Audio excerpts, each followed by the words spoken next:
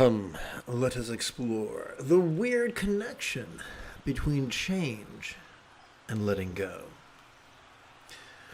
To do so, we're going to chant from the Song of Mahamudra, composed by Tilopa, translated by Chang, adapted and amplified by yours truly. Please chant with me. This world is transient and as such feels as unsubstantial as a dream or a phantom. Grasp not the world nor your kin. Cut the strings of the tyranny of desire and dread. Meditate in the woods and mountains. Okay, let's see if we can make some sense of this. It has been taught that change makes of grasping an absurdity. So, there's two ways to view change. As something to intellectually grasp or something to viscerally experience. Which is superior if our goal is to be peaceful and loving? That's an excellent question, and to answer that, I'm going to tap button 9 and bring you over to the latest iteration of easy meditation.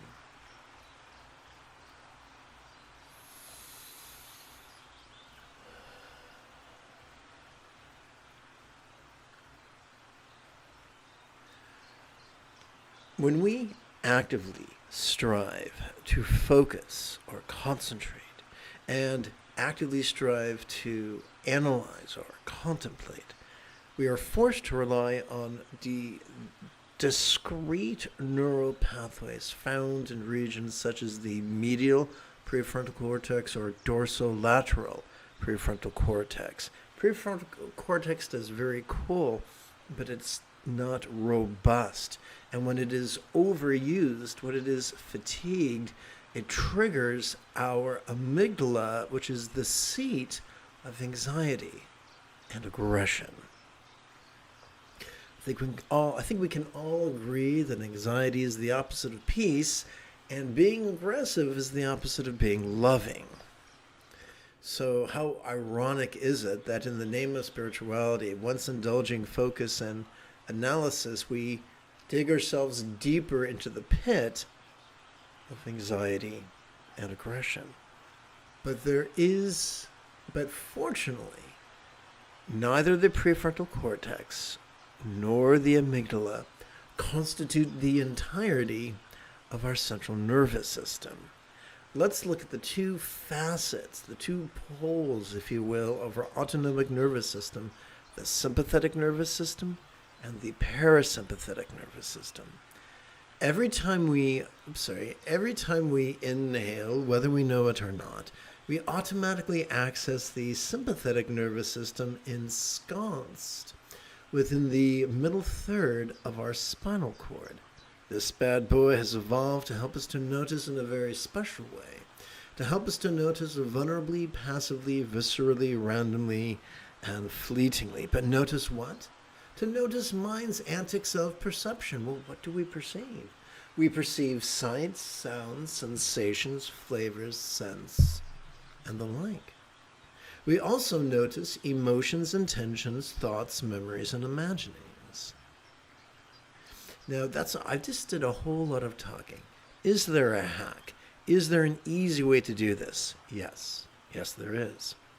Every time we silently and mentally recite the demonstrative pronoun this during our inhalation, we gently persuade our cerebral cortex to suspend. We interrupt its habit of competing against the sympathetic nervous system and induce it to access its most ancient wiring to cooperate instead with the sympathetic nervous system. But the question remains, what are we to do with all this stuff that we noticed? Every time we exhale, whether we know it or not, We automatically access the parasympathetic nervous system divided between the lower third and the upper third of that same spinal cord. This parasympathetic nervous system has evolved to help us to physically relax as well as mentally release to such a degree that what we noticed during our previous inhalation could fleetingly feel less tantalizing, less permanent, and less defining. And once again, there's a hack.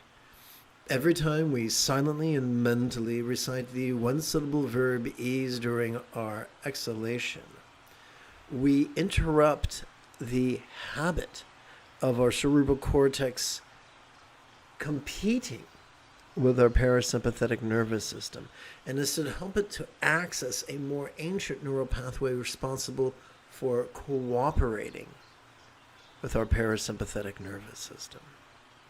So check this out. Not only does mindfulness and meditation calm the actual anxiety and aggression of our amygdala, it also calms the propensity of our anxiety and aggression to control our choices and our utterances and our deeds. And it also gives us a visceral, if only temporary, experience of impermanence.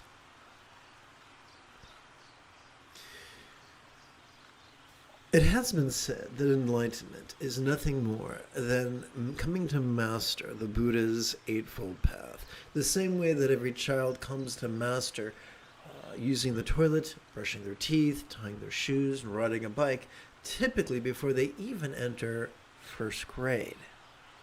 Similarly, by playing with the sevenfold of the Eightfold Path's mindfulness and the eighth fold of the Eightfold Path's meditation, just like we described over here, we automatically experience the right view of impermanence.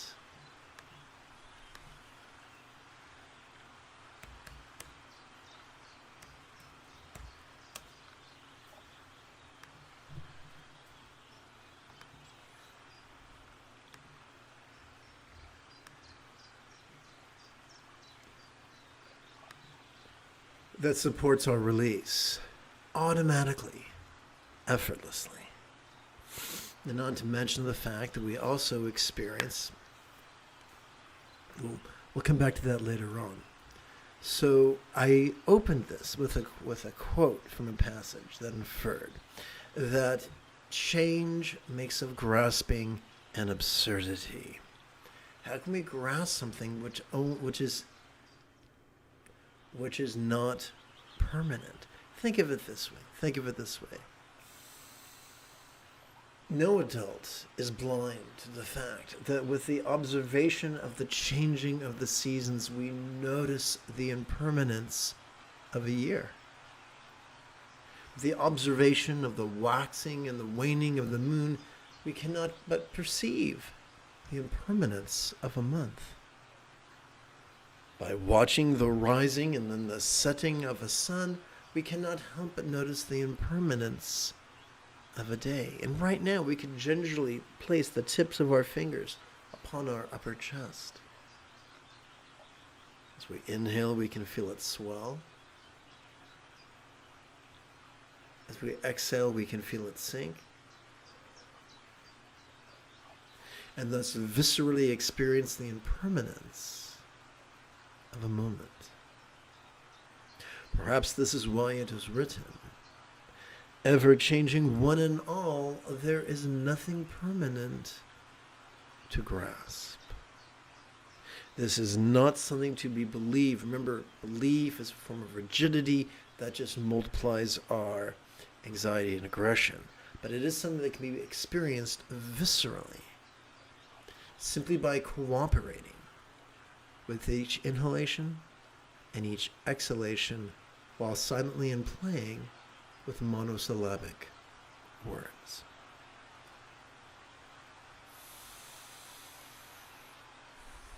This concludes our opening lesson, and right now I would very much like us to prepare for group meditation.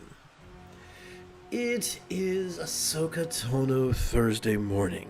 Come, let us meditate like a Jedi after 30 seconds of housekeeping. This is Lama Jigme Gyatso of the Buddha Joy Meditation School. For more than 30 years, I've spent about 8 hours a day, almost every day, studying, practicing, mastering, and reverse engineering the teachings and techniques of each school of meditation so that you would not have to. Welcome, my friends, to Meditate Like a Jedi, which is made possible due to the generosity of viewers just like you.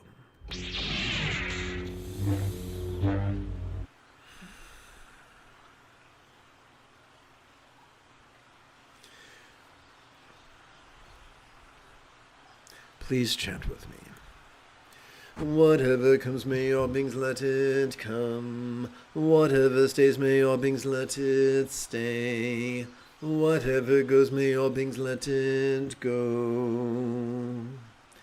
Welcome to this early morning's first quarter of mindful crease counting meditation. This is an excellent opportunity for me to remind you of the practice of Bengali crease counting. Over the span of 12 inhalations, we could advance our right thumb in the following manner, beginning with our little finger.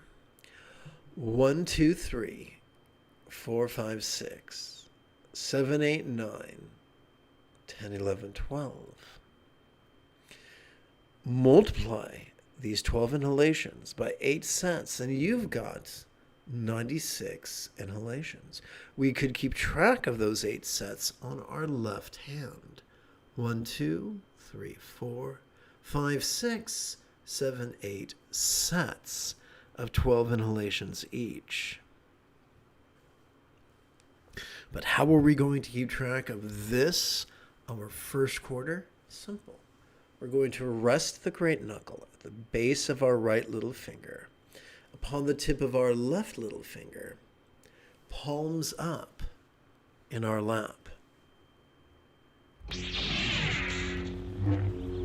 It has been said that by doing so, we gently invite the real or imagined subtle energies to gently coalesce in the bladder region of our lower abdomen.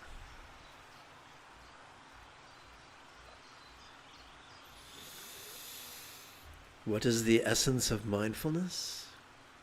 To silently and mentally recite the demonstrative pronoun this during each inhalation, thus cooperating with our sympathetic nervous system to vulnerably, passively, viscerally, randomly, and fleetingly notice mind's antics of perception, emotion, intention, cognition, recollection, and imagination. What then is the essence of meditation? When we silently and mentally recite the one-syllable verb ease during our exhalation, we find ourselves physically relaxing and mentally releasing what it is we noticed during our previous inhalation to such a degree that what we noticed could fleetingly feel less tantalizing, less permanent, and less defining. Together as a team, let us practice right now.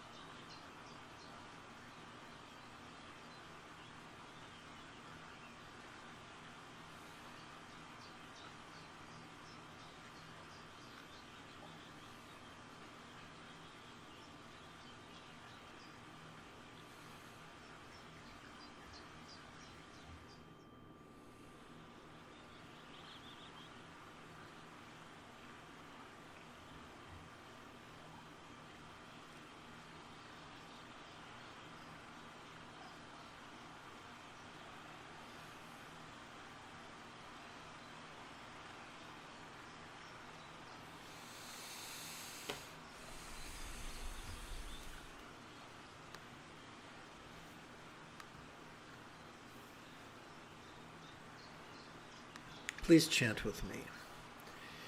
Oopsie, wrong page.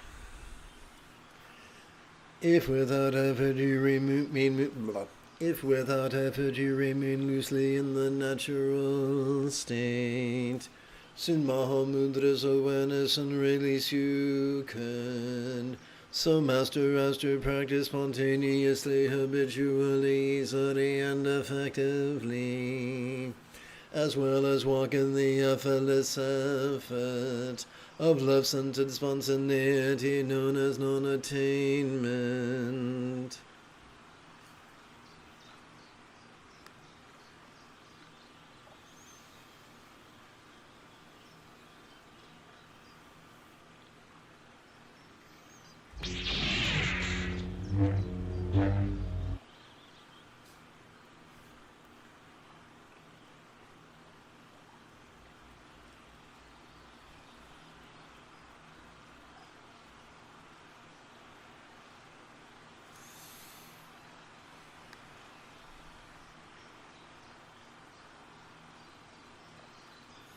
Let us keep track of this, our second quarter, by resting the great knuckle at the base of our right index finger, upon the tip of our left index finger, palms up in our lap. It is said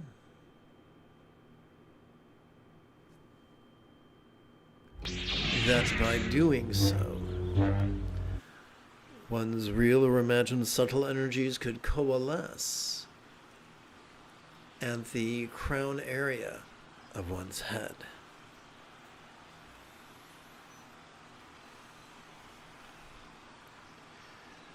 As we silently and mentally recite the demonstrative pronoun this during our inhalation, we can find ourselves vulnerably, passively, viscerally, randomly, and fleetingly noticing mind's antics. As we silently and mentally recite the one-syllable verb ease during our exhalation, we can find ourselves so physically relaxing and mentally releasing that we let go of the mind's antics that we noticed during our previous inhalation. Together as a team, let us practice right now.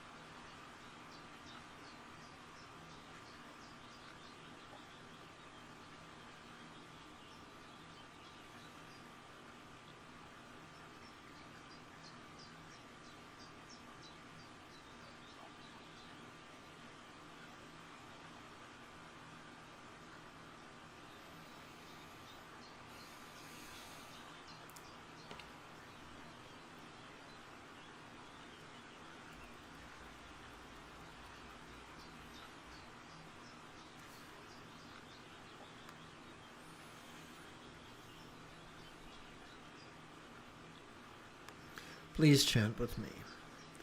Cut the root of a tree and the leaves will wither. Cut the root of your mind and the samsaric tyranny of our survival drives could fall. Nothing wrong with having survival drives. The question is, are those drives a tool or are those drives a tyrant? The freedom from the tyranny of our survival drives is the liberation that the Buddha offers us.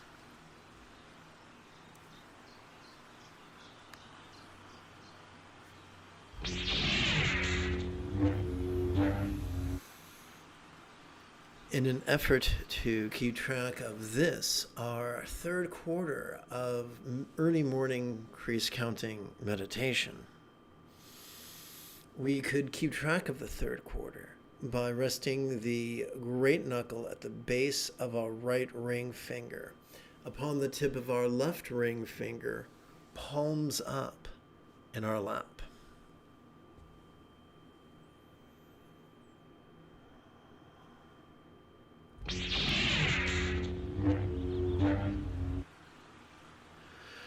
It is written that doing so could gently invite our real or imagined subtle energies to coalesce in the navel region of our mid-abdomen.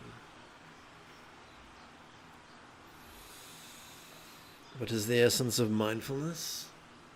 When we silently and mentally recite the demonstrative pronoun this during our inhalation, our sympathetic nervous system helps us to vulnerably, passively, viscerally, randomly, and fleetingly notice mind's antics. What is the essence of meditation?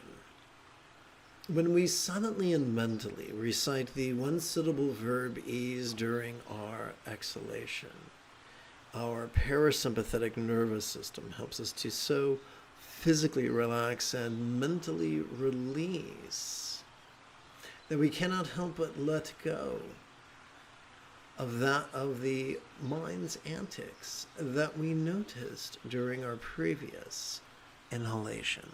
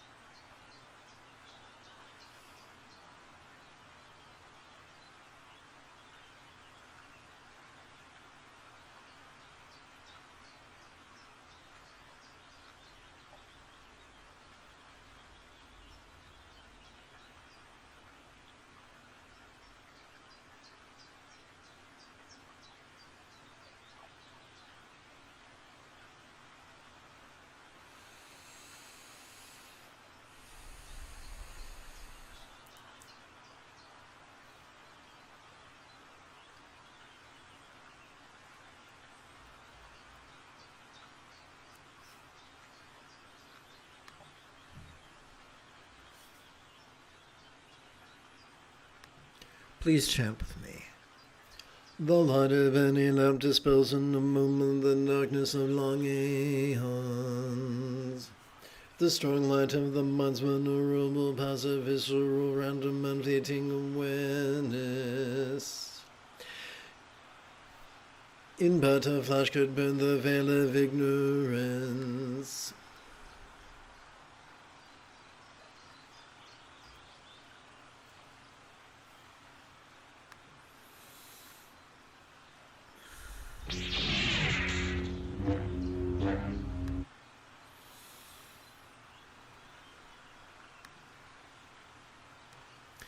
To keep track of this, our fourth quarter of our mid-morning practice, our early morning practice, we could rest the great knuckle at the base, at the base of our right middle finger, upon the tip of our left middle finger, palms up in our lap. Doing so could gently invite the real or imagined subtle energies to coalesce in the heart region of our chest.